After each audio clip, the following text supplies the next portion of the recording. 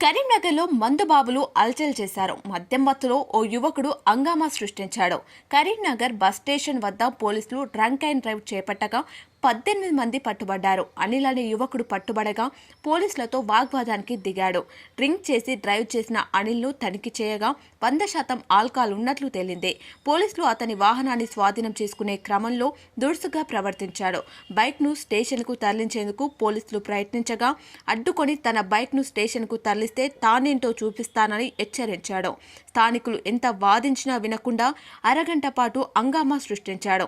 చివరకు పోలీసులు అతన్ని అదుపులోకి తీసుకుని స్టేషన్కు తరలించి మత్తు వదిలించారు. డ్రంక్ అండ్ డ్రైవ్లో పట్టుబడ్డ మరో ఇద్దరికి కరీంనగర్ కోర్టు వింత శిక్ష విధించింది.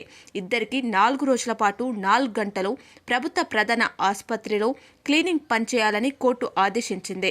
తాగి బైక్ నడిపినందుకు ఆ మందుబాబులు శిక్ష అనుభవిస్తున్నారు.